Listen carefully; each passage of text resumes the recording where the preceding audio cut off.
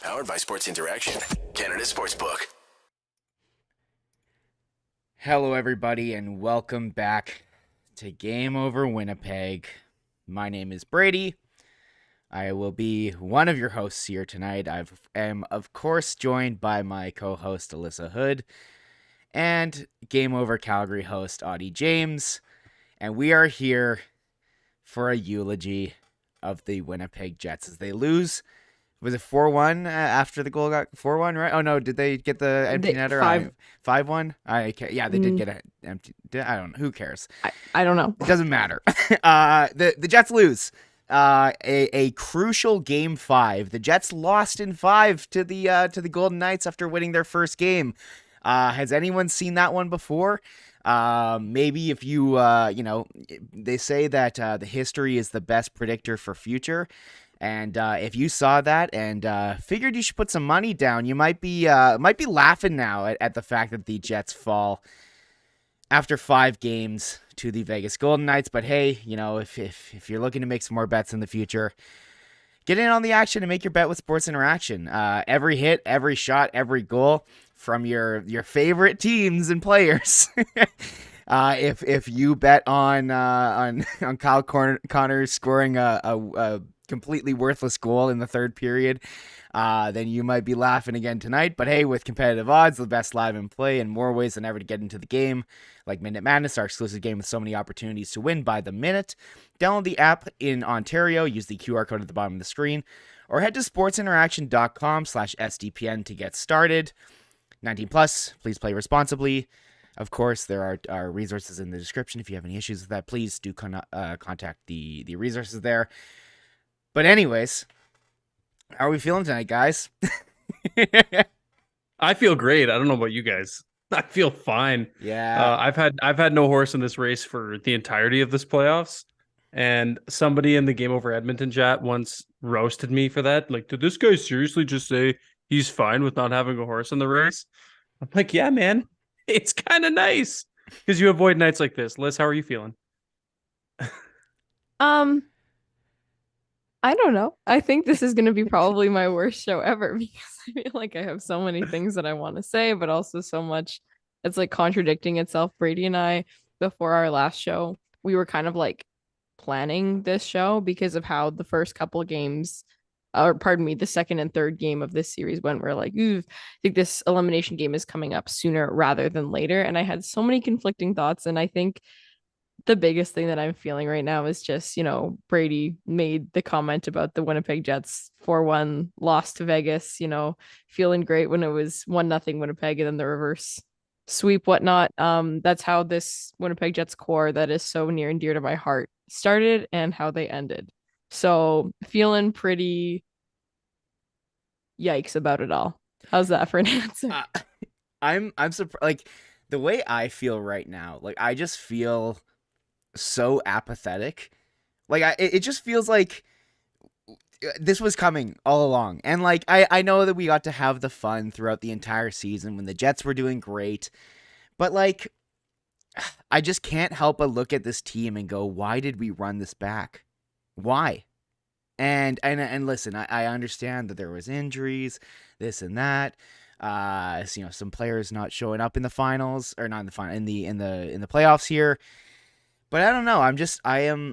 I'm so conflicted because I wish I felt more upset and more, I wish I had more emotion behind how I feel right now, because it just feels like this was coming. This was coming all along. And, after the fourth game, we almost had the eulogy conversation on stream already, and I was like, okay, we gotta pump the brakes here. But I don't know, all day today it just felt like I was like, well, Winnipeg Jets are going to be the first team knocked out of the playoffs, and hey, here we are. But yeah, I don't know. I don't even know where to go. Like, no, I agree. And I think Auddie is definitely going to be our therapist tonight. And I think we're going to start by talking about the game, because I know that that's what we are here to do at SDPN on all these Game Over shows. There are a couple things that I think we should mention that, happened in that game, patterns that we saw, and things that we want to sort of address to attribute to why this team was not able to come out on top tonight. And a lot of those things I think are going to be able to segue us into the offseason conversation, particularly around a couple of players. I'm not going to get ahead of myself or anything like that.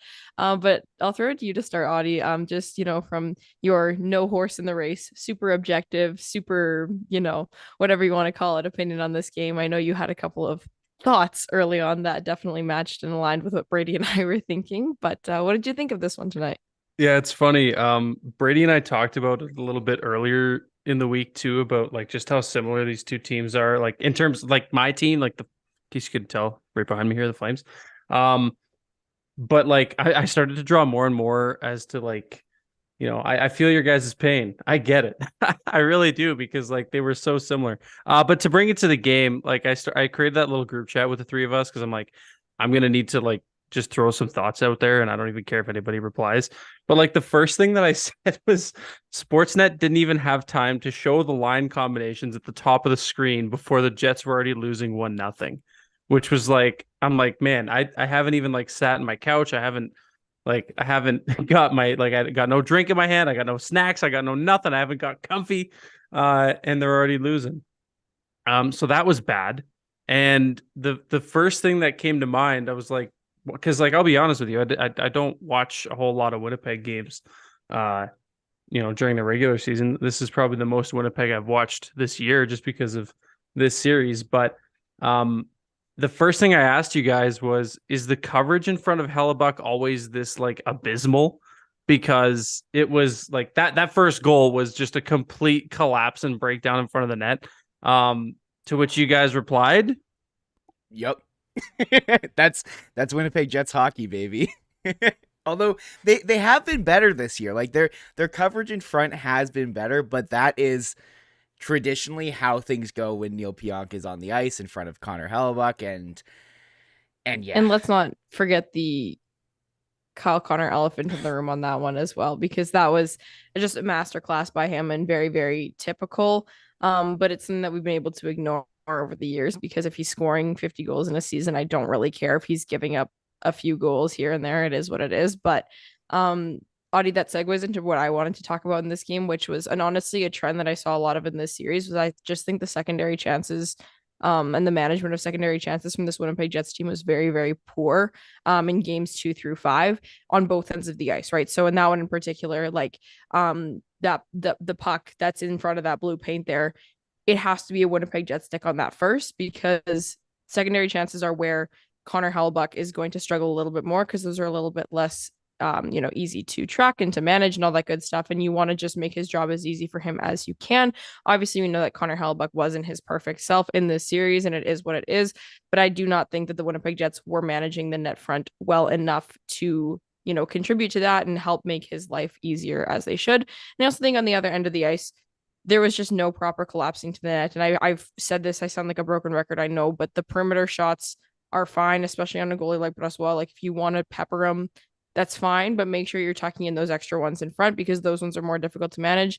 And like, let's be honest, Brossoit is a backup goalie, and we know that this is an ongoing he's not discussion. very good. Like he's not great. No, he's not. And I like this goaltender a lot. And this whole chant thing that happened last game, the "you're a backup," hilarious, funny. Someone in the chat mentioned that apparently they're having a chant outside of the Fortress right now saying "blackout." Funny. That's hilarious. That's so good. Like, I love the banter of cheers, chants, this, that, whatever. But like Vegas, if you want to die on a hill, don't make it Brossoit, because lovely guy, fine goaltender, but you have a good ass hockey team and they're good at a lot of different things. But I wouldn't be choosing a dominant goaltender as the thing that you want to attribute to your team's success right now. Yeah, but also with the whole Brossoit thing, like the "you're a backup" thing came a little too early in the Canada Life Center, and also like that's. Here's the thing, like I'm not saying that this is any at all the reason why the Jets lost this series or lost this game tonight, but like Brossoit already has a good motivation coming into this series to kind of prove it to a team that maybe didn't give him the money that maybe he deserved, and he goes elsewhere, and then on top of that, like that's bulletin board material, right? Like immediately, like that's yeah. There's a quote sitting in Brossoit's stall right now. It says "you're a backup" in quotation marks. And like he played great tonight. Like while I don't think that the Jets you know, made it difficult for him as far as the whole first shots and second chances and peppering the goalie. Like the Jets didn't do any of that at all tonight, like whatsoever. Like tonight's game was just abysmal on both ends of the ice, and it starts off with that first goal against where So bad. Oh, like, and this is the big issue, and one of the things that happens when, you know, you lose your top, you know, puck moving defenseman in Josh Morrissey is obviously your breakouts are going to take a hit. That entire goal starts off with Neil Pionk just chucking a grenade over to Brendan Dillon, who then slaps the grenade back up the boards. Neil Pionk grenade must be a day that ends in Y. Yeah. and then it goes up the boards, and then Kyle Connor tries to get a stick on it and just, you know, skates past Mark Stone. Okay. Does he try? Does he really try? That's a stretch. Here's the thing. And then he just like stops. And then like looks over and then realizes there's a pass where he would have been if he would have, you know, continued skating and like been like a you know, a guy who like is aware of anything going on at all in the defensive zone. Like I just don't understand. I don't understand how Kyle Connor is such a high IQ skilled player in the offensive zone, and then when it comes to the defensive zone, he plays like a Div 2 beer leaguer. Like I just don't get it. I don't even think he was. I honestly, like, I get the hate for him on that play. I don't even think he was the worst Jet in that sequence. Like, what was Brendan Dillon doing in more than one instance in that play in the defensive zone? He chucks that grenade, like you said, over to Connor, who, you know, does whatever he does or tried to do whatever he did, and then loses his man down low. And like that's why I messaged you guys. That's why I put that message, that collapse in front of the net. I mean, I could give a rat's ass about the play going up the boards. What was he doing in front of the net? He just who scored that? Who was that? Kessel? It was Stevenson. Stevenson. Kessel didn't play tonight, actually. Oh, he didn't? Oh, and also before because I don't even want to have the injury conversation. The Knights played without Shea Theodore and Braden McNabb, two of their top defensemen tonight, and Phil Kessel is no slouch either. I know he's he was taken out for a healthy scratch, so that's just a lineup decision. But the point is, but like it's not like the Golden Knights are playing injury free. Their best goalie is also not on the team right now too. So I just want to get that out of the way in case anyone has that. But you know the Jets are injured. And I'll be honest with you, Brady. I don't think anyone thinks that we're having a Winnipeg Jets bias right now. Well, no, I know, but there are people out there who do have that. I'll always root for my team regardless of what happens kind of vibe. This isn't Game Over Edmonton, right? Oops. No, did it I is not. say that out loud? Throwing shots at Zach. I was hoping Zach would be in the chat, but I don't think I see him. He was earlier, but no, I think I don't think that Dylan's to blame on that one, honestly. Like I think that all starts with Neil Pionk and then you know goes around to Dylan, and really all he can do because he's got pressure on him right away is just throw it up the boards, which sure. I guess you could pick your poison because it was just a collapse. Like there was not one good thing that happened. Exactly. And maybe I'm being too harsh on Dylan there, but like I don't know. The first thing I saw how fast that play was, and I get it, but like loses his man down low. It was all lazy. You ever seen? Have you ever seen the Harlem Globetrotters? Yeah. You know they play that music. What's that song? Sweet Georgia Brown. It's just a whistling. Oh yes. that's what the Golden Knights were doing on that play, and Winnipeg was whatever Slovakian Tier 4 basketball team the Globetrotters are playing on that night, right? Like it was just bad. I'm sorry. That's just the thing I thought of. It's brutal. I can see Lyss already in the chat. Apparently Rick Bowness was going off. It's going off in the post-game quotes, so hopefully we'll get those soon for you guys. He's just taking the podium right now, and his face is red. Let's go. But he is red. Here's the thing. I think that Rick Bowness has reason to be upset in this series, especially with how this game went, with certain players needing to step up and definitely doing the farthest thing from that. Most of those guys have their golf clubs in their stall waiting for them, ready to go out and shoot 18 tomorrow. But I also think that Rick Bowness deserves a little bit of blame in this series too. Like I think that, Rick Bowness, we can talk about his season as a whole maybe a bit later if we want to, but in this series, I thought he Presser's did. over. It was only a minute long. It was a minute long. Wow. Okay.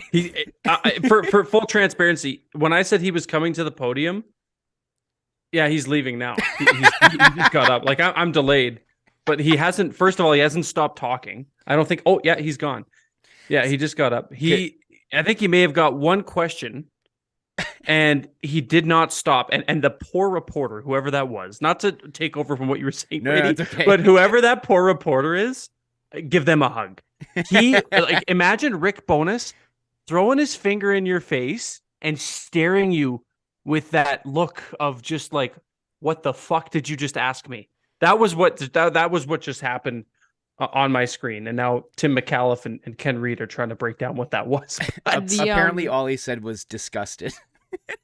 Yeah, the Murat tweet. I don't know if you looked at Murat's tweets, but that's the first thing I always do because he transcribes these really well. But it says Rick Bowness just called out his top players for a complete lack of pushback, saying it was the same stuff Winnipeg has been dealing with since January and February.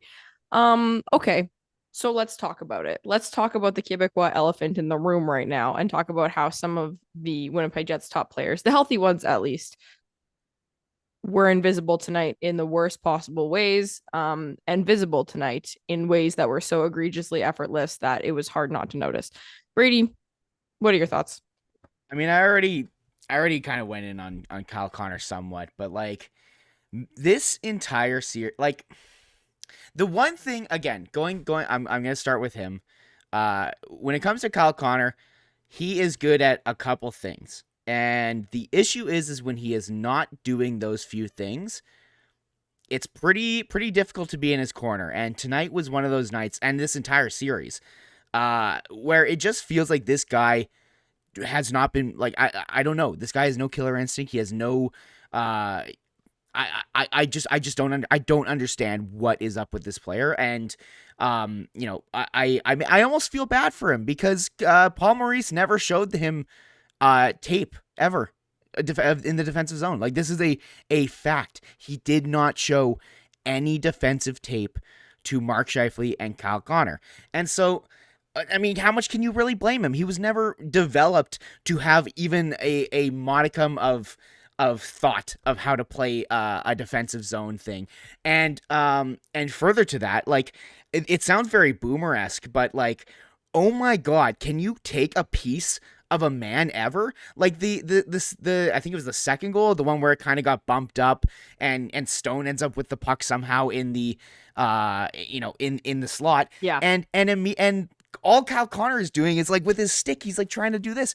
He had multiple times where literally all I'm asking for you is to get in the way. Like don't even, I'm not even asking for you to like, go through the guy, to hit him, to this and that. Just get in the way. Like he is the encapsulation of a blind man with the poking stick, and then Pierre-Luc Dubois. Oh my God. Like what the fuck? I'm sorry. Like what the fuck are we supposed to do? Like imagine if we still had Patrick Laine. Like I just want to stop. I'm sorry. But here's the thing. We need, like that's an important part of this, is that this organization, like that player, is forever tied with Patrick Laine. Forever. Those two are intertwined for as long as we speak about them. They'll always be comparing whose career is better, who's this, always. Regardless, when it comes to True North, like this is a disaster for them. The fact that they had a second overall pick, they had to trade him for a third overall pick, which they were happy because, it kind of worked out. They needed a centerman, blah, blah, blah, this and that. We can talk about the whole trade. Who cares? But at this point, like this guy has...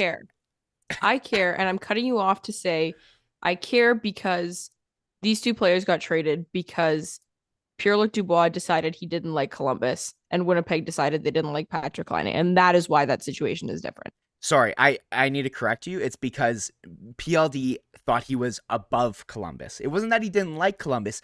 It's that he thought he was above it. He was above being coached by John Tortorella. He is above having to play in a small market, in quotes, And he just wants to go play for his hometown team. And If you're above it, then show it. Like, I'm tired. I'm done. and like it's we have the conversation of like, oh, jokingly talking about it's tampering, blah blah blah, this and that. But like, it is so dog shit what Pierre-Luc Dubois has done for this organization, in the sense of, we will, first off, by just all of the Montreal stuff that is swirling about, that immediately kills, let's just say, 70% of his trade value, because most teams are like, well, why would we trade for this guy? Because at the end of the day, even if we get him for a year here, he's gonna leave us at the end of the year to go to Montreal. And then on top of that, even if you are trying to make a deal and someone is willing to give you some assets for him, he plays like he shows that he is not willing to play for teams if he doesn't want to.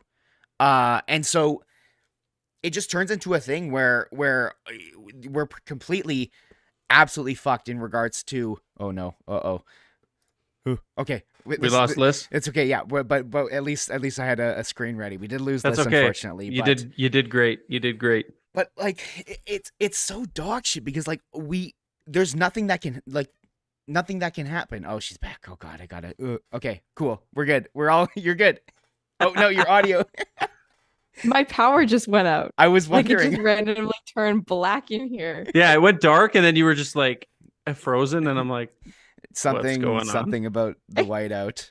Anyways, but my point is, it's just like, there's nothing. Like, what can the Jets really do? And like yeah, we'll talk about offseason stuff and moving guys, but like, he's completely destroyed his value, has he not? Am I wrong here? no, Like, no. He's put him, not only himself, but he's put the Jets in a peculiar position.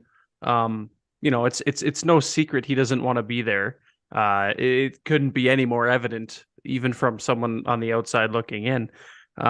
He does not want to be there, and that is for a team that has to try to move him out, or what do you realistically think you're getting back? Probably, like, whatever team is acquiring him. Sorry, when Montreal acquires him, they're going to be like, okay, well, you can have, the ghost of, you can't even have the ghost of Shea Weber. He's in. you can have Vegas? Josh Anderson is the one. Yeah, that you fucking talks. about. No, they're not even going to get Josh Anderson out of that. I don't think they're going to get I like don't want him.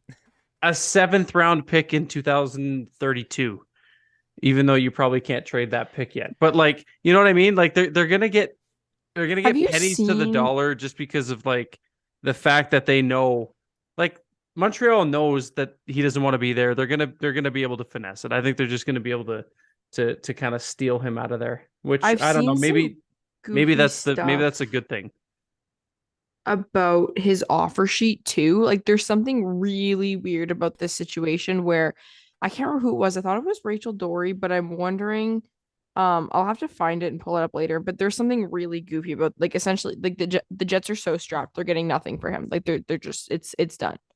Yeah, my prayer is that this is my one prayer, is that Bergeron and Krejci both retire this season, and then for some reason Boston has this like crazy idea that if they bring him in as a center, and because this is they're kind of in again apparently another window forever and ever, amen, for the Boston Bruins. My prayer is that they see him and go, maybe we could bring him in. At very least, we get him for 1 year. We can get him for cheap, and then also, maybe we can kind of just convince him to stay because it's Boston and we win, and he's the type of player that would work really well in Boston. So maybe someone is crazy enough to actually trade something of value to us. Yeah, no, but for a year-long rental for that guy, like, I'm sorry, but the flashes that he's shown, like, we saw, like, we'll talk about it until he gives us a more recent sample to work with, but Toronto and Tampa, when he was with Columbus, like, this player is capable. It reminds me of just, like, I don't know, when you're in elementary school and you have this one kid who's just so into video games and he just like wants to play video games all the time, and his mom's like, if you write 100% on the science test, then I'll buy you a new video game. So the kid just walks in and writes 100% on the science test and then goes back to play more video games. It's like he's so capable, so unbelievably capable in a way that's so unique to him as a player that you don't see in a lot of other NHL players, but you see it 8% of the time. Yeah, So and he's like, also what are we even doing here? He's a diva. Like he's a diva. He's not gonna I get that, and it makes sense, Lyss. But is he not also the same kid that throws a temper tantrum when mom says you can't buy the Kit Kat at the grocery store when you take him grocery shopping with you? You know what I mean? Like I feel like part of the reason he's playing video games all the time is because he's because he's a spoiled, entitled prick. But the thing is, right? he then he throws a temper tantrum for not getting the Kit Kat, and then goes, "I'm gonna go live at the Kit Kat factory." Yeah, As soon as I'm 18, I'm moving out, and I'm gonna go live at the Kit Kat factory. Because you told me I couldn't have a Kit Kat one time when I was 9. Yeah, no, well, this is so funny. And it's a great point. I do agree with you. I wasn't trying to take away from your point there, Lyss, but I feel like you could build off that and say, yeah, he's also that. I don't know. I feel like you probably could ship him off somewhere. I just fear that, like, do you remember when Jonathan Drouin sat out in Tampa because he wanted to get the hell out of there?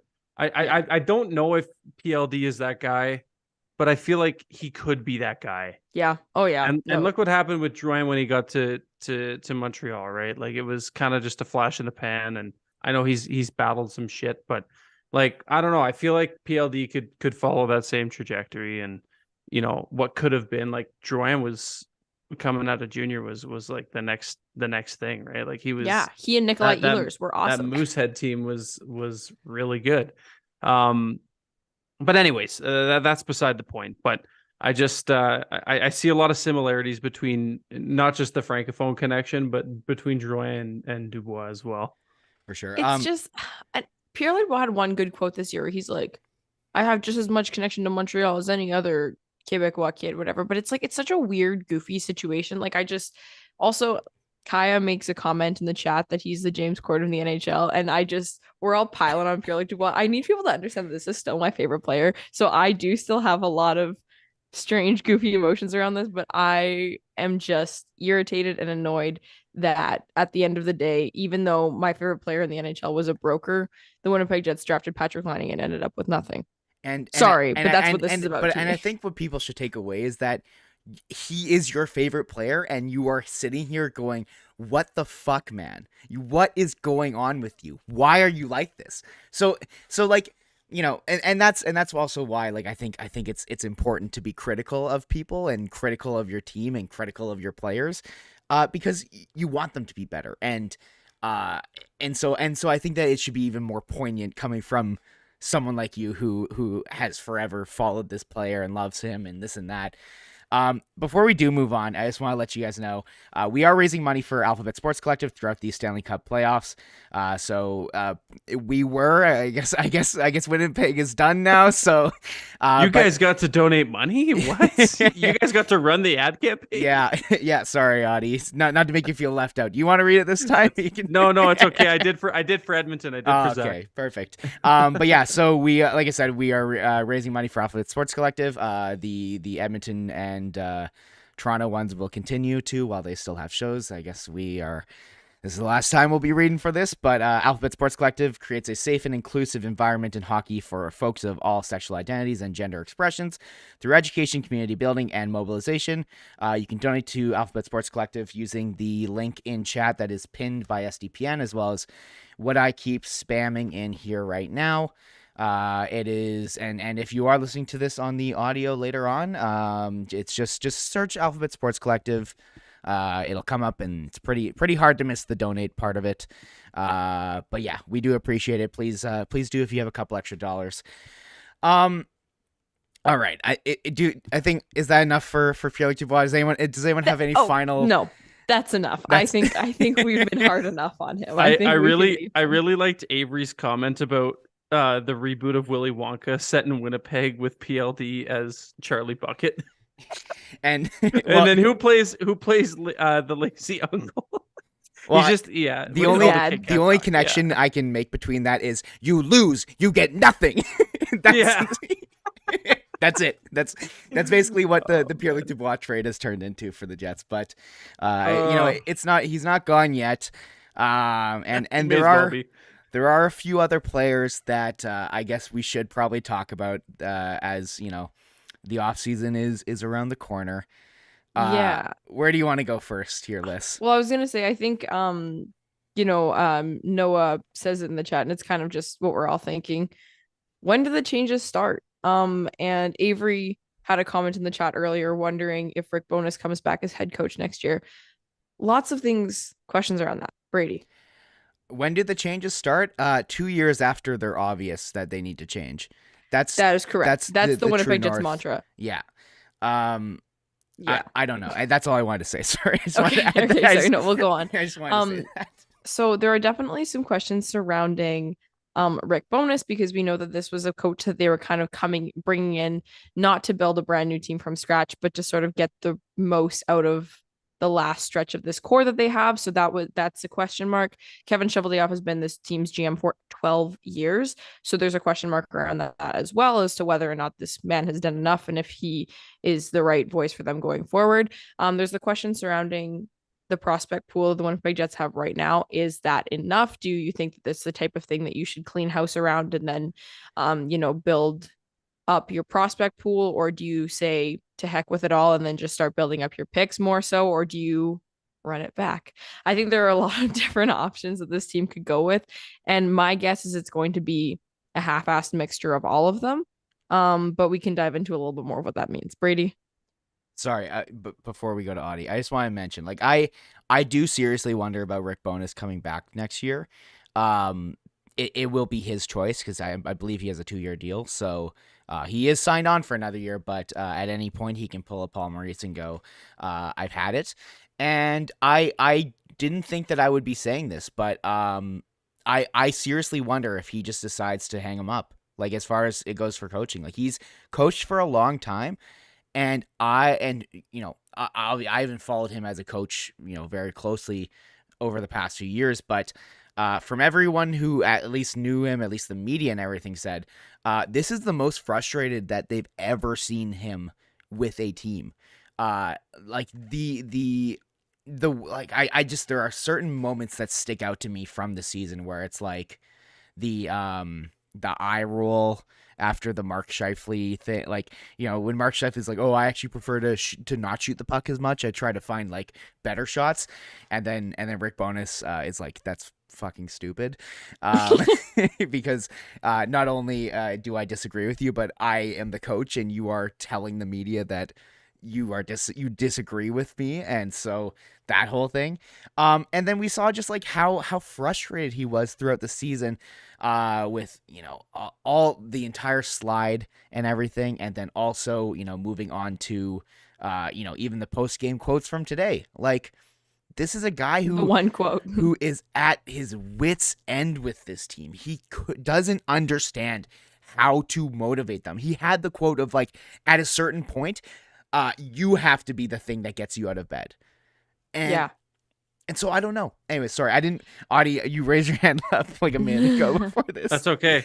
No, this is your show. So whatever, like, don't ever apologize. A couple things. I can't help but just bring it back to Calgary land and see the similarities. First and foremost, we don't want Daryl Sutter. How did you know? I was literally about to say, may I interest you in a defense first relic of a head coach in Daryl Sutter, but that's already been kiboshed. So I'll move on to my next point. The Jets are in a like seemingly very similar situation as Calgary. Like shockingly so. It's crazy. My first question, how many coaches has Chevy been through? 3. 4. 3? Well, 4. Three actual Dave ones, Lowry. one interim. One interim who was the father of Adam Lowry. Yeah. So how many more does a guy get? 0. That's my choice. So what you're saying, what I'm hearing then is it's got to start at the top. What is Kevin Cheveldayoff's playoff win percentage? If you were to guess, unless you've already seen the graphic. I've seen someone mentioned in the chat. Yeah, it was Avery who put it in our SDPN chat. Third worst playoff record in NHL history from any GM at a .354. He's been with this organization. Do you not think it's time for a fresh start? And this is just from the outside looking in. I don't know how the inner workings. I don't know how close he is with the powers that be at True North and all that jazz. But it's got to start from the top. No, does it not have to start? Like 12 years is a long time. Brad Treliving was with Calgary for 9. He left on his own terms. He didn't have a contract and he didn't want to come back. I don't fucking blame him.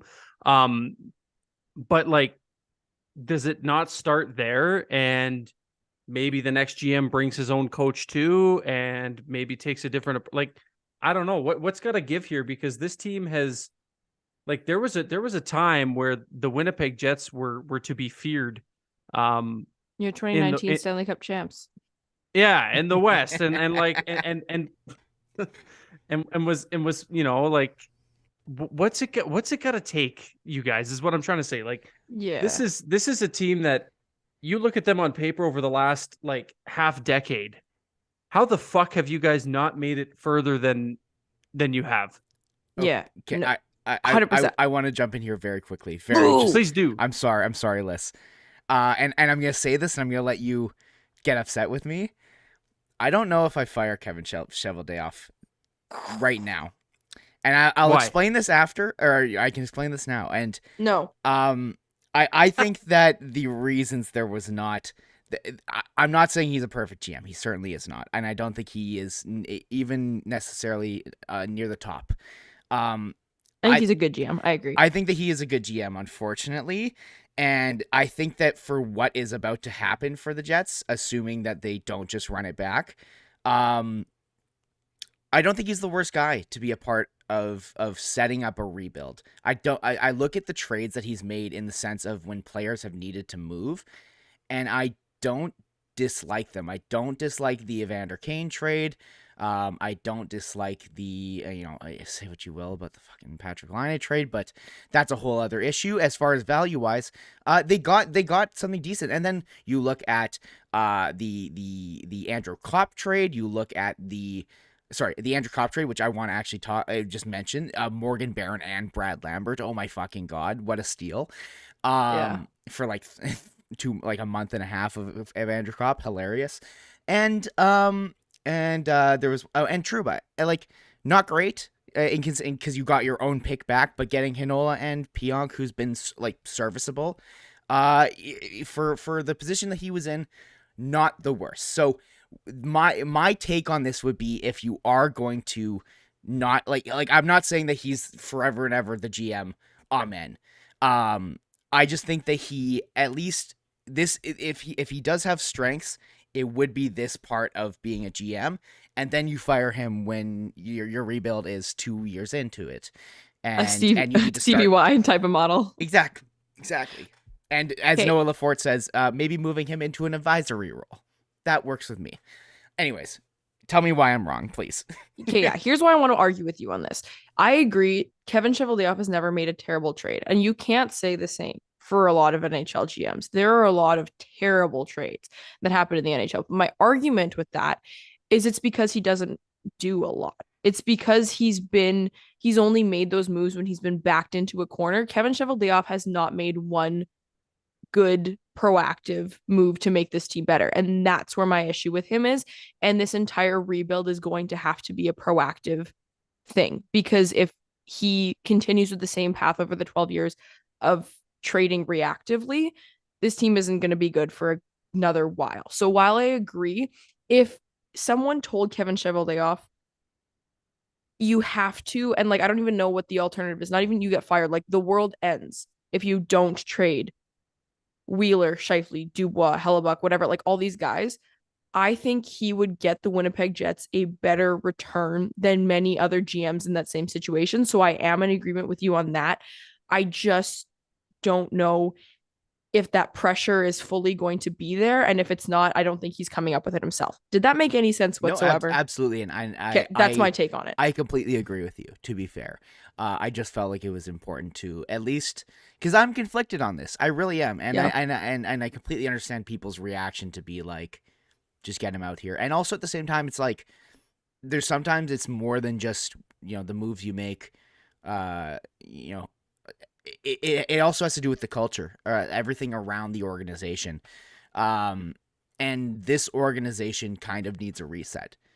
Like it really does. It really does. Like the fact that we, there have been conversations for so long, and this is a great comment from Cheddar and Sour Cream.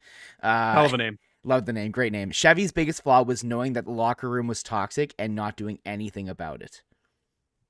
And like, that's the big issue, is that he is too complacent.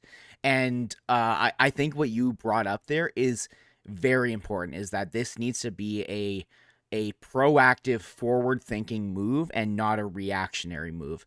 And my biggest worry is that if they were to keep him and do as I would say, is that we're going to end up keeping those guys until we get to the trade deadline. And then the Jets are, kind of in the middle, and they're like, ooh, do we trade Scheifele and Dubois? And like, okay, well, we still kind of have this and that, and maybe we should. And I guess we can trade those guys away, but we should probably get some guys back in because we want the vibes around the team not to be completely awful. Same thing a la like, trading for Mason Appleton and Zach Sanford when you're trading away Andrew Kopp and then keeping Paul Stastny so that, he can expire as a UFA.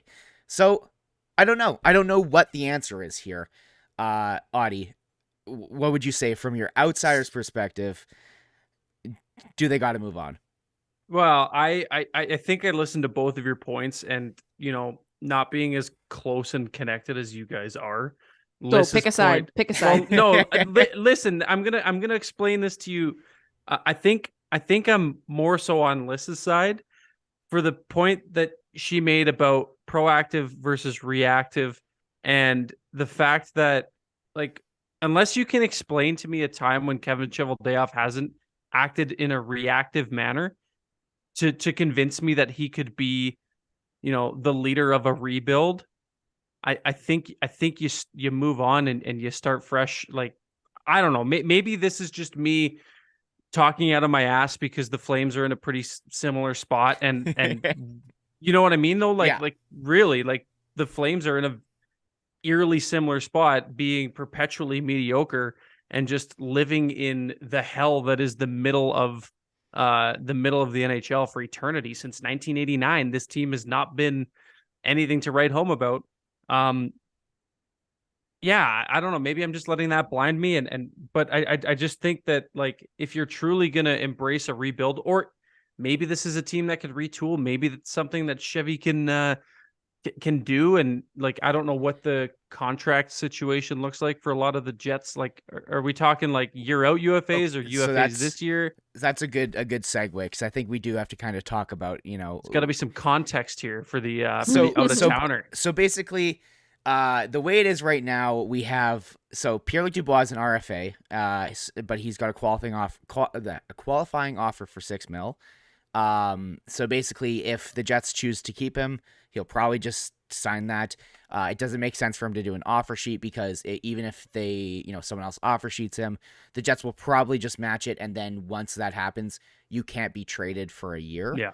So it's probably going to be just either he signs here or he's gone. Mark Scheifele, Blake Wheeler, and Connor Hellebuyck are all up at the end of next year. So it's basically shit or get off the pot with those guys. Do you want to try and get some value from them? Do you think you'll be able to re-sign them? So that kind of is where everything factors in for it. And do you think? So let me be the mediator for a second. I'll start with you, Lyss. What do you do?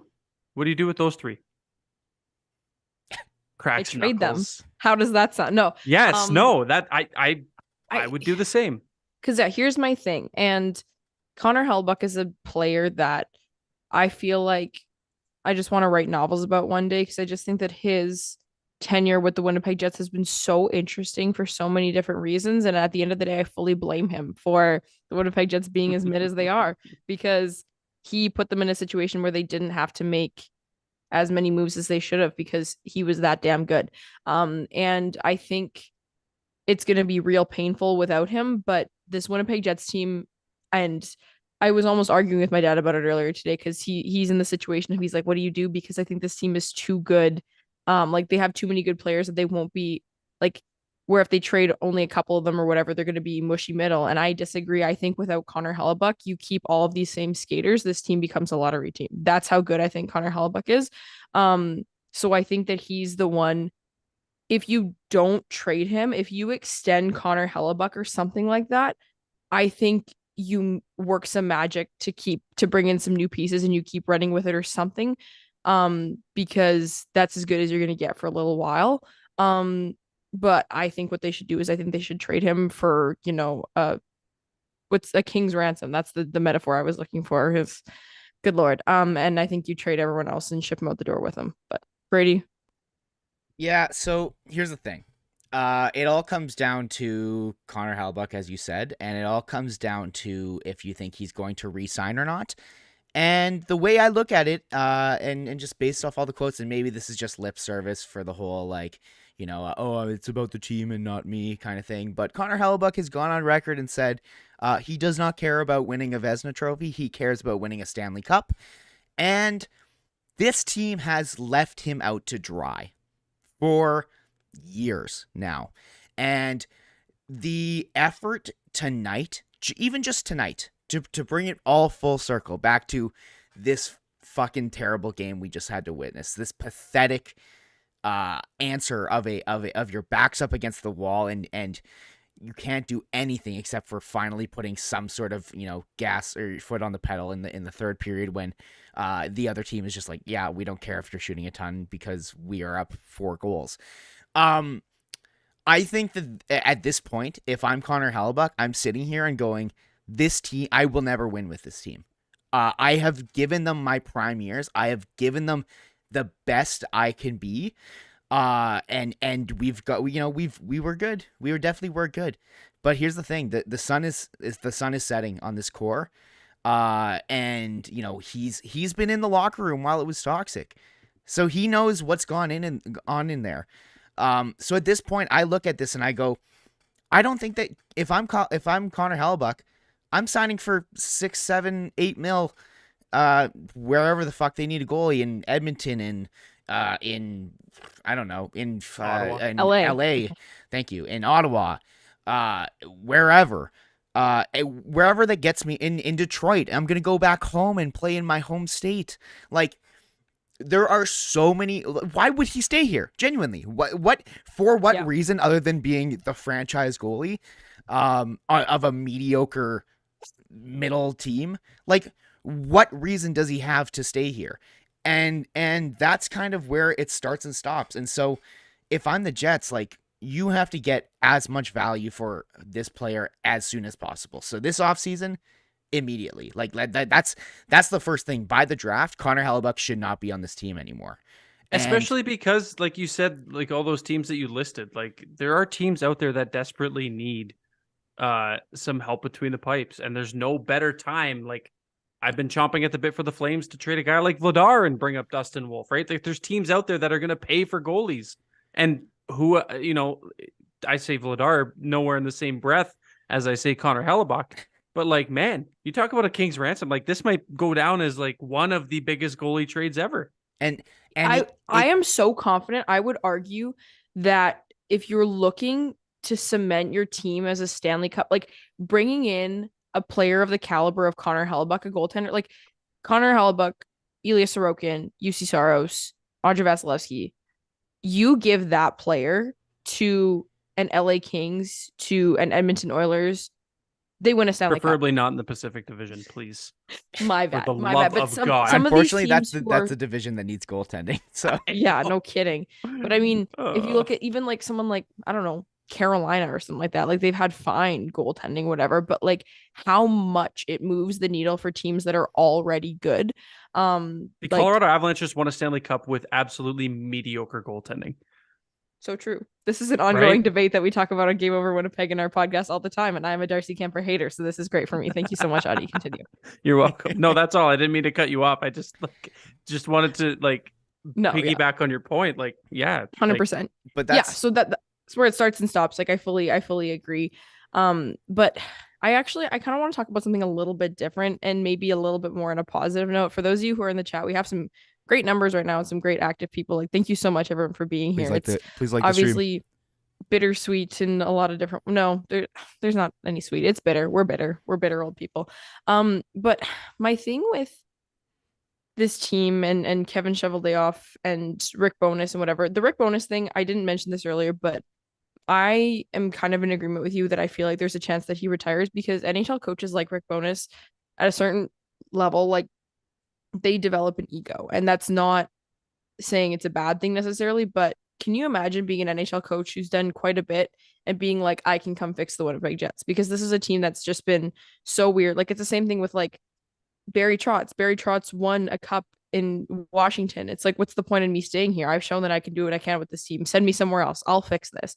Like coaches have ego and he did what he could. And I think that he's like, my ego is just, I can't anymore. Anyways, I think this team is a little bit hard on themselves in the sense that they just have this weird gaslighty victim boyfriend mentality where it's like nobody wants to be here, nobody likes us, and so they just really cling to the people that they're like, oh my gosh, I think this person wants to be here.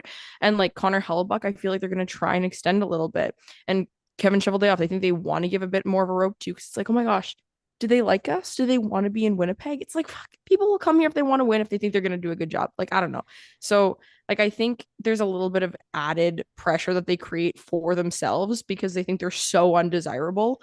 And it is true to a certain extent, but I feel like instead of trying to make it better, it's just like we just play into it too much. We're like, oh, nobody wants to be in Winnipeg. It's like, I completely agree, and I've said this 1,000 times on every fucking podcast I appear on, and every single person I talk to every family member I go to dinner with, and we talk about the Jets and what's gonna happen, and I always hear the same thing of, well, no one wants to come play here, so what are we supposed to do?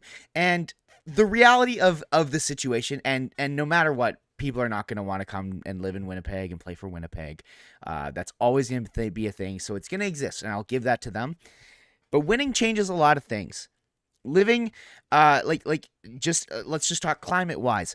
Edmonton is very similar climate-wise to Winnipeg. It is cold. It is also a dump. It is a dump. Yeah, it is a dump. The only good thing that Winnipeg has is the West Ed Mall, and that is it. And Avery, Zach. Yes, and, sorry, and the SDPN crew, and course. Dennis. Of course. My apologies. But the thing is, like, why did not that this is a great player or anything, but why did Milan Lucic go and sign in Edmonton? Because what did you just say? Whose name did you? Sorry. Is that? Sorry, no Milan Lucic references. No, he's talking about known Calgary Wrangler Milan Lucic. Auddie didn't hear me because right, Auddie. I said known. What was that? Known Calgary Wrangler Milan Lucic. Yeah, frig. It only took him. It only took them 82 regular season games for him to skate with the Calgary Wranglers. God, I hate him. So I'm so glad. But sorry, to bring it back is like the reason they did that is because Edmonton is a team that had the prospect of going to and being a cup competing team because they have Connor fucking McDavid. And so winning changes things. Why did Paul Stastny agree to waive his no trade clause to come to Winnipeg? It's a shithole here. It's so cold. Why would he ever do that? Because we were a winning team. We were one of the cup favorites that year. Why would he not? Winning changes a lot of things. And that's where I come back to this season. And like, if you just continue down this road of just constantly running it back while the parts that you have continue to get older, while nothing changes in the organization. Oh yeah, we took the captaincy away from Blake Wheeler, but he's also going to be a leader in the room still. So what's changed? Yeah. What has actually changed? And like, I'm sorry. Like, what did we say before? What did we say this offseason when everything seemed like things were going to change? When it seemed like Mark Scheifele was going to be traded? When it seemed like Blake Wheeler was going to be traded? When it seemed like Pierre-Luc Dubois was going to be traded? You know what we all said? You know what? If the Jets are going to take a step back, this is probably a good year for them to take a step back. This draft class is pretty fucking good. Well, now what? Now we're what? We're going to be stuck with the 16th pick? Like, not that that's awful, but would this organization not be better off with one, actually having a like a top 10 pick, potentially a top 5 pick if you move on, if you see the writing on the wall and decide, hey, maybe we should take a step back. Oh no, but fans won't want to come. Except fans like watching young plucky teams. Like that's fun. That's how you gather a culture around a team. And would our team not be better off if Dylan Sandberg had more time? If Dylan Sandberg, Logan Stanley, Ville Heinola, any of these young defensemen had more time to develop because there was more than one slot on the defensive end available for them? Would this team be better off if I don't know, if Dave Gustafsson got some third line minutes? If I don't know, like the point is, you develop a team and at some point you need to be bad. At some point you need to be bad. And agreed. And the Jets are going to be bad next year unless they run it back, and then they're going to be mediocre to bad. Here's my thing on this is that you've been able to argue both sides of the rebuild or keep going with it argument with the Jets for quite some time because of the way their contracts line up and because none of their players were quite old enough. It's like, okay, Blake Wheeler's 34, but Kyle Connor's 24, so it's okay. And there's enough of that. But now the Winnipeg Jets post like Kyle Connor, there's a big gap until Cole Perfetti essentially with instrumental pieces that you have, because you had, the Josh Morrissey, Nikolai Ehlers, Kyle Connor, like you had that chunk of whatever guys.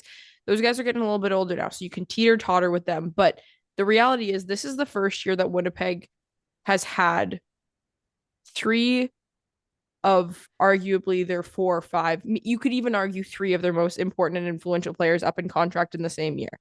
This is the time to do it. It's the time because, again, while we've been on Team Blow It Up for some time where, there is an argument for that, we also have always acknowledged that there is an argument from the other side.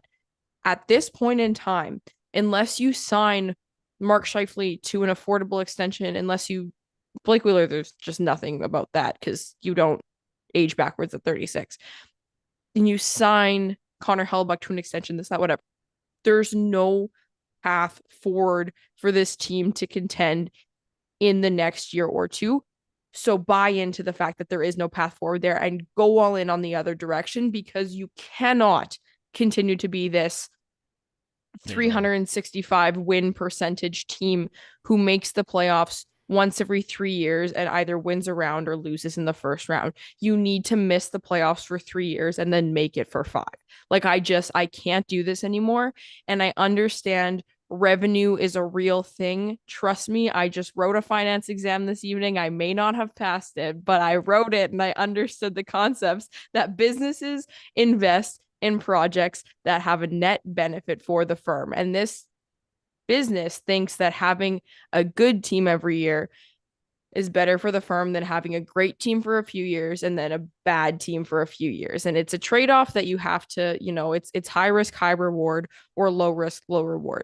Brady and I have always been on high risk, high reward team. This is very much not the direction this team has wanted to go in, and it is what it is. I understand it. But if it's ever been a time this year, the risk isn't even that high because you're going to lose players for nothing. So just go with it. Build around these future guys that you already have in the organization. Give them a supporting cast. And you're going to have a building that's selling out in 2026 because of how damn good your hockey team is if you let them cook for a little bit. Gotta let bro cook. Yeah. Look, this, like, I don't know if you could see me, like, just smirking and laughing and smiling in the background. It's nothing that you've said that is just like ridiculous. It all is great, but it's just like it hits all too close to home.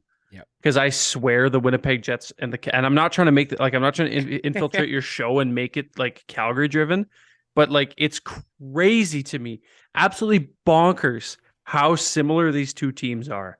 Like from every single point that you've made about every level of this team, where they're stuck, they like the Flames and the Jets are the same team. You can't tell me otherwise. And I think the only solution for the Winnipeg Jets is to simply pry Daryl Sutter out of Viking, Alberta. Just tell him you got a Kubota waiting for him at Canada Life Center. Go to the subway that's in Viking. There's a subway there on the road. You'll love Chris. I was sitting a few rows from Chris Sutter at the Wranglers game the other night. He's a riot. One of the best and most passionate fans out there. You'll love him. May I also have my favorite Mackenzie Sutter. Weegar? Yeah, well, Does that come in the deal? I didn't know this was Game Over Ottawa. Is he all of a sudden Mackenzie Weegar's on the market or what? Mackenzie Weegar has been on the market since I discovered he existed, and I've decided it's my life's goal to get him in a Jets jersey. So. He's so good. But anyways, to bring it back to Jets land, because I'm not trying to infiltrate your show with Calgary Flames rubbish. The Jets, I feel like the Jets are gonna do what the Flames should, and the Flames are just not gonna like the Jets. The Jets will probably rebuild. I think that I have faith that they haven't done it in 12 years. What makes me think they're going to do it this time? But they okay, maybe that's naive of me because I don't follow the team as closely, but they should. All signs point to they should. Maybe not tear it down to the studs, but like I don't know if you like retool on the fly. Again, I don't know. I'm just like let's make a prediction. Who returns next year of Wheeler? Hold on, let me pull up of Wheeler, Scheifele, Dubois, Hellebuyck. I think those are the main. Yeah, those are the guys. Who of those players do you guys think return? And if there's anyone above that, do you think that also one returns or two gets traded?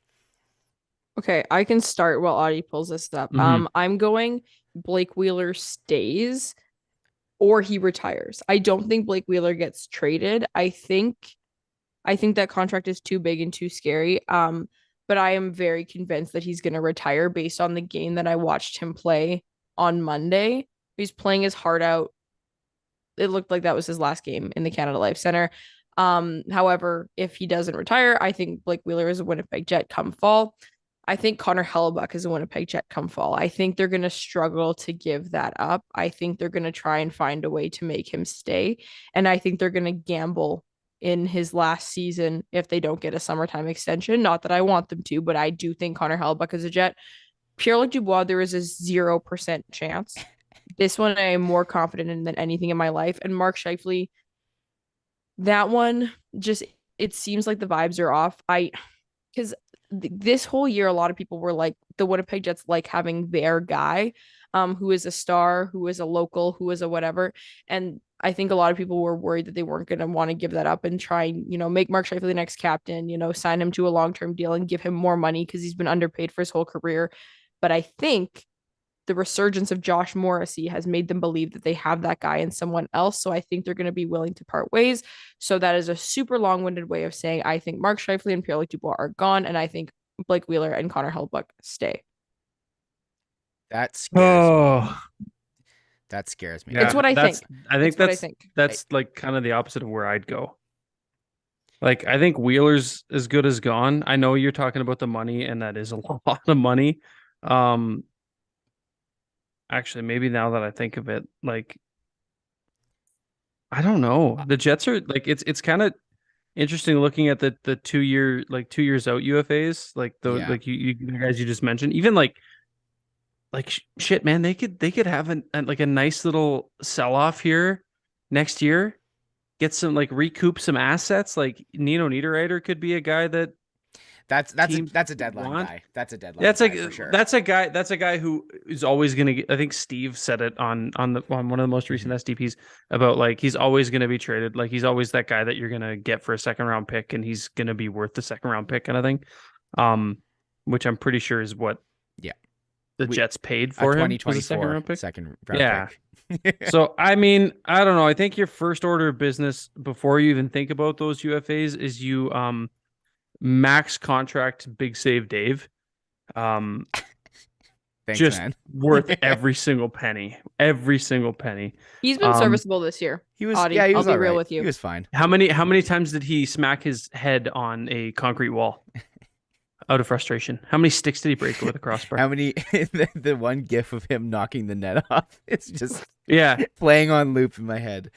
Oh man. I mean, I can't give him too much shit because it was a tandem of Dave Riddick and Cam Talbot. Yeah. So like you kind of just take that for what it's worth. God, anyways, not cool. It's a Winnipeg Jets show. I'm clearly forgetting this. Someone reminded me the other day that Kari Ramo existed, and I was like, I forgot completely about that guy. Anyway, sorry. Kari Ramo and Jonas Hiller. Yeah, that was a fun tandem too. The Flames have not had a good goaltender since Mika Kiprasov. But anyways, Facts. I digress. Mark Scheifele, what's his cap hit here? 6.125. 6.125. I feel like a lot of these guys could be deadline. Well, I mean, maybe not a lot. Like if you flipped Scheifele at the deadline for like 50% retained, You could get bag for that because like I'm sure that there would be. But the same thing for Dubois, though. Like you could say the exact same thing for Dubois, right? You could, Because you could. Because at very His worst, QO is 6, right?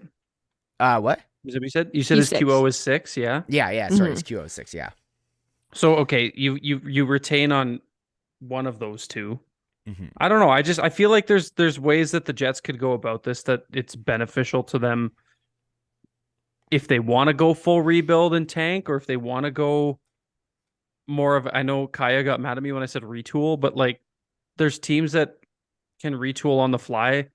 I think I look at what St. Louis is doing, and I really like what St. Louis is doing. Not completely stripping it down to the studs, but getting rid of, your O'Reillys and your Tarasenkos and kind of getting future assets, but also assets that you can, I don't want to say remain competitive, but like serviceable assets. Does that kind of make sense? Yeah, that's fair. I like there's a couple ways the Jets could go about it, and I think that it starts with you gotta ship off what are going to be spare parts. Yeah. For me, right? Like, I don't know. I definitely agree with you, but what I think, there's what I would like them to do, which is to trade off every single one of those pending UFAs in the offseason, except for like Nino and the guys who you're going to sell at the deadline. But realistically, they are going to return with one of Pierre-Luc Dubois and Mark Scheifele. There's no Agreed. goddamn way that they get rid of both of those guys in the offseason. I think one goes in the offseason for sure. Who that ends up being, we'll see. Maybe I don't know. I don't know which. Like who's the more serviceable center, because like those are not like those are hot commodities that teams will pay for. Yeah, I wonder extremely serviceable in their own ways. I wonder if they do Scheifele in the offseason just because, if Bowness is returning, it seems like he very much enjoyed putting him on the wing. And I think that is something that would definitely decrease his value. And so, if the Jets are smart and that ends up being a potential thing over the next, start of the season to the deadline, then, it is, that's potentially diminishing an asset that you have. I would you should have written my finance exam. Sorry, man. Blake Wheeler will return next year. I'm sorry to break it to you guys. There's no goddamn way that he gets bought out. There's no way he gets traded. The only way is if he just goes to, as Steve would say, Robidaw Island. If he goes to LTIR land, because he's old and has a skin condition or whatever they decide is up with him. And I think the Connor Hellebuyck thing is the scariest thing to me, because he is by far the player who signals the rebuild and has the most value of all these players. By far, Connor Hellebuyck has the most value. And what team is trading for a starting goaltender if they are a playoff team, a potential playoff team at the deadline? Like, who is actually, other than like LA? Because but they like Korpisalo is like a tandem goalie, right? So that's a bit different. So I would say that seems like an easier offseason deal to make than during the season. But then also it's like, considering he's the most valuable player of those guys for the, he could bring the biggest return. That's the biggest risk if you're going to put a guy in the net and play him fucking 64 games again. Christ, what the fuck, guys? If you're going to Does play, he have any trade control? Just so it doesn't look like it. I don't believe. No, he does not, from what I can see. No, he Nobody doesn't. in Winnipeg has a modified trade clause because if they did, they would just be to stay away from here. So they don't really except Scheifele, Ehlers, and Wheeler, and Lowry. I was DeMello. kind of joking as And DeMello. Why is there so many modified no trade clauses in Because they Winnipeg? all because the clause on Dylan DeMello's is that he can't be traded until I say it's okay, which is never gonna happen. So but yeah, so and I very much expect Vlad Nemestikov to return as a Jet unless he's like fuck that, which very fair. But I definitely think that the Jets end up trying to pursue him, or someone who can potentially be a second line center. And then I think we see Adam Lowry return with a big ol' C on his chest. yeah, Or Josh Morrissey, but I think it or Josh Morrissey. It's one of the two though. They're gonna start next season with a captain for sure. For sure. This has been a really long show. Just Yeah. so we It's all been know, good, though. and I do feel bad that Auddie, again, I know that you are gonna be the same way that I will be in about a day, where it's like you're just missing the fun and the excitement of game over and everything, but we are holding you hostage. No, you're not well holding me past hostage at all. I would have told you to hit 1:30. the road. It's only 12:23 in Calgary. Oh, I was gonna that's say true, he's yeah. an hour behind. You are Pacific an hour. time. Whenever very Or true. no, I'm on Mountain Time. Sorry, Jesus Christ, it is late. whenever I play games with friends who live in Toronto, I'm always, and they're like, "Oh, do you guys want to play one more?" I'm like, "Well, I'm an hour behind you guys, so like if you guys say yes, I have to say yes." So Yeah, you have no excuse. Same vibes. exactly. But I think we've touched on a couple of really important points surrounding kind of just the future of this team, which is kind of the postmortem that we were expecting in this game here. After the loss, of course, if this was a win, it would have been a completely different story. But this is kind of our last chance to really share on this platform a bunch of our thoughts on the season and what we anticipate seeing next.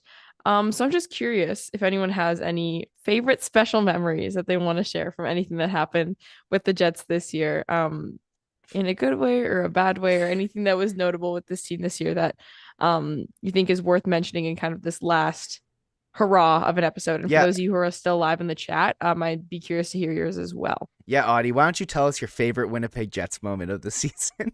Did the Flames ever beat them this year?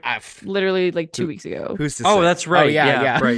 The last game that, The one that like The you one- guys the one- won and then like fumbled the games right after.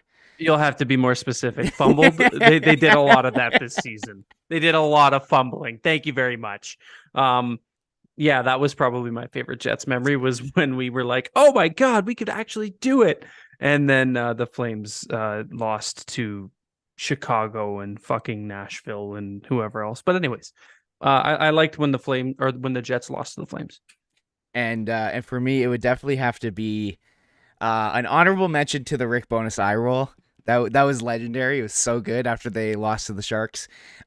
Losing to the Sharks, they have the Sharks having 2 wins in 16 games, and they're both against the Jets.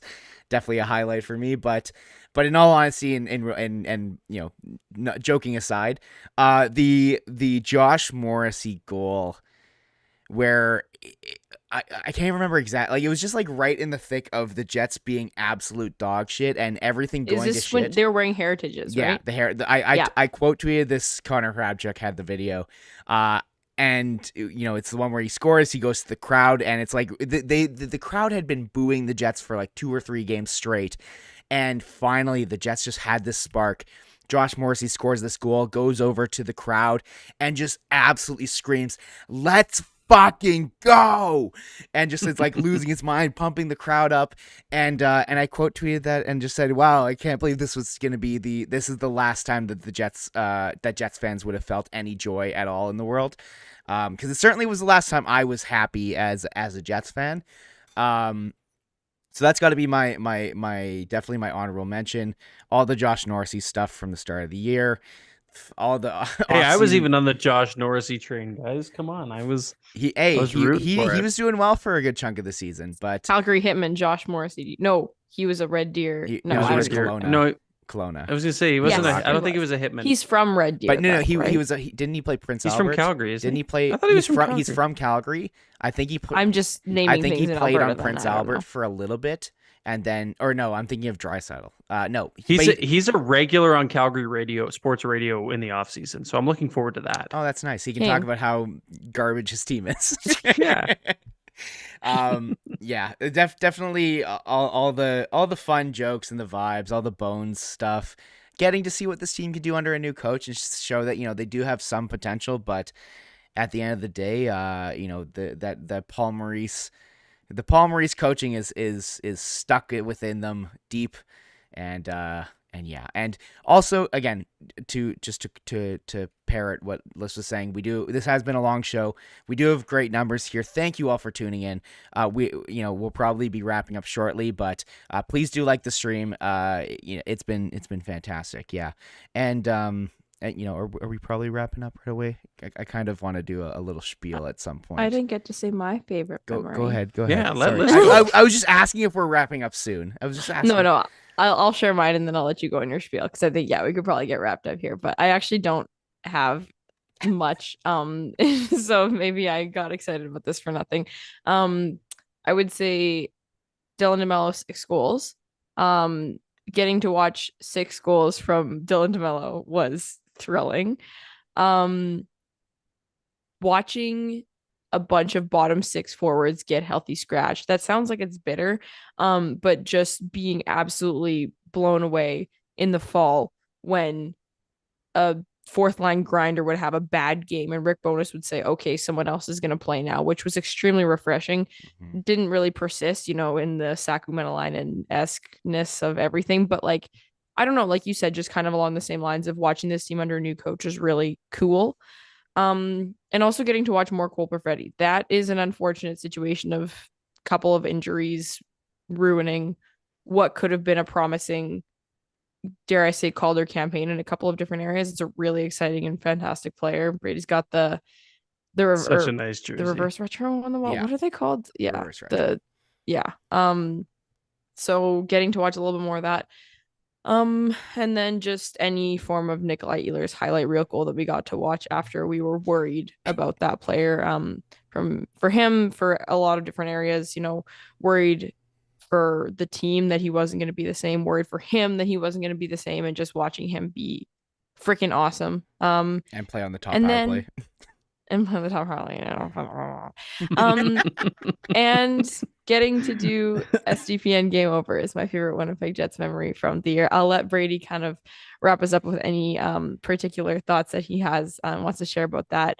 But I'll just say before I let him do that, we're damn lucky to have this platform and to have such an active chat and such active listeners and such a supportive workplace from SDPN and all of the Game Over hosts and everyone directly or indirectly affiliated with Game Over through SDPN.